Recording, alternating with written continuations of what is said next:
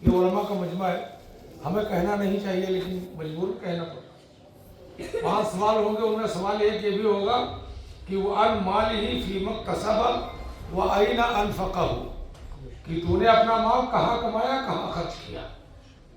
مکانات بنائے، بلڈنگیں بنائی، ہوائی جہاز لیا، گاڑی لیا، یا کسی یتیم کے سر کے اوپر ہاتھ رکھ کے میرے بھائی مال کو خرچ کیا۔ حدیث میں ہے کہ من مسح علی راس یتیم فهو كل شعرة له حسنات، کہ جو کسی یتیم کے سر پہ محبت کا ہاتھ پھیر دے۔ یہ بچے یتیم ہے میرے بھائی، اللہ تعالیٰ ان کی قربانیوں کا صلہ ہے کہ آج اتر پردیش ہمارا محفوظ ہے میرے بھائی۔ اور جس دن یہ بچے قال اللہ قال رسول کہنا بند کر دیں گے میرے بھائی، اور یہ مدارس کا جو شجرا چل رہا ہے، یہ جال چل رہا ہے میرے بھائی، جس دن یہ بند ہو جائے گا، میں قسم کھاؤں تو حارث نہیں ہوں گا کہ اللہ کی قسم یہ ہندوستان برباد ہو جائے گا۔ یہ صرف ان طلباء کی برکت۔ حضرت مولانا قاسم نانوتوی رحمۃ اللہ علیہ وسلم لکھا ہوا ہے کہ مجھے سبق پڑھا رہے ہیں، درس حدیث پڑھا رہے ہیں، اور آپ نے حدیث پاک کو بند کیا، بچوں کو ساتھ میں پورے دارالعلوم کا دیوبند کا چکر لگوا دیا۔ تو لڑکوں نے پوچھا تو بات سمجھ میں نہیں آئی کہ ہم لوگ حدیث پڑھ رہے تھے اور آپ نے چکر لگوا۔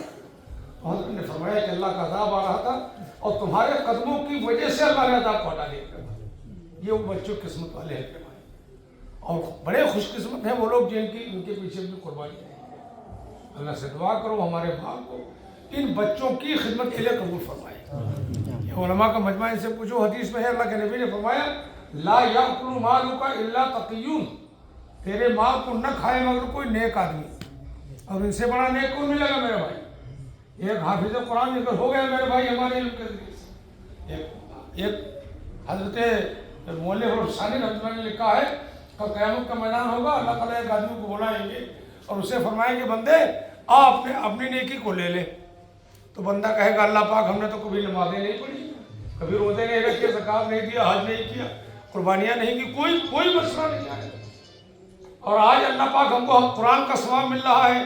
یہ سر قرآن کے قاعدے سے لے کر کے بخاری شریف تک میں قرآن کے ثواب ملا، یہ کہاں سے آ رہا ہے؟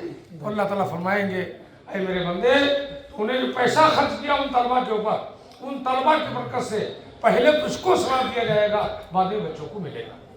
اللہ تعالیٰ سے دعا کرو اللہ ہمارا مال ان بچوں پہ خرچ کرنے کی توفیق عطا فرمائے۔ یہ بچے اپنے ماں باپ کو چھوڑ کر کے آپ کے علاقے میں آئے، یتیم کی شکل میں آئے ہیں میرے بھائی، ان کے بھی گھر ہیں، ان کے ماں ہیں، ان کے باپ ہیں میرے بھائی، ان کے بھی بستر ہیں، چاہے گلی کے بستر ہوں یا بوریے کے بستر ہوں میرے بھائی، لیکن مکان سو اپنا مکان ہوتا ہے میرے بھائی۔ ساری چیزوں کو چھوڑ کر کے چٹائی میں بیٹھ کر کے سوکھی روٹی کھا کر کے پھر کے اوپر ہمارا انگلیاں اٹھانے کا کیا حق ہے میرے بھائی؟ یہ تو قیامت کا میدان ہوگا تو پتہ چلے گا یہ گدھے پہ سوار تھے یا اونٹ پہ سوار تھے یا گھوڑے پہ سوار۔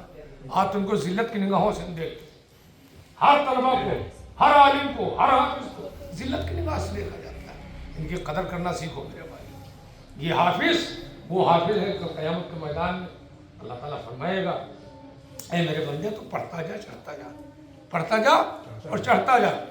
تو بندہ جب جنت کے دروازے زیرے میں قدم رکھے گا، الحمدللہ رب العالمین پڑھنا شروع کرے گا، اللہ تعالیٰ فرمائے گا میرے بندے ورتل القرآن ترتیلا، ٹھہر ٹھہر کے پڑھ، گینا چڑھ مگر ٹھہر ٹھہر کے پڑھ، جتنا ٹھہر کے پڑھے گا اتنے زیادہ زینے اوپر کو چلا جائے گا۔ ان کا مقام کوئی کیا جانے۔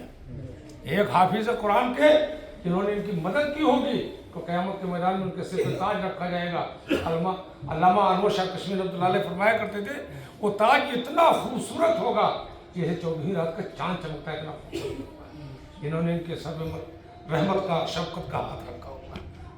اللہ تعالیٰ سے دعا کرو اللہ ہمارے مال کو ان کی خدمت کے لیے زہر نصیب کہ ہمارا مال یہ کھا لے میرے بھائی اور قیامت تک ہمارے لیے نجات کا ذریعہ بن جائے۔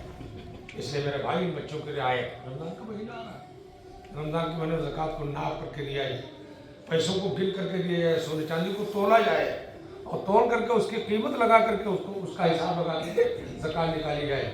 اور اگر زکوٰۃ نہیں نکالی گئی میرے بھائی، ہم تو کہتے ہیں کہ اگر لوگ علاقے کی زکوٰۃ نکالنا دین کے اعتبار سے شروع کر دیں، سارے مدارس والے ہمیں چین کی سکھ کی نیند سوئیں گے، لیکن ہم چاہتے یہ ہیں کہ تھوڑا بہت دے دیا جائے، چھٹی ہو جائے، چھٹی نہیں ہوگی۔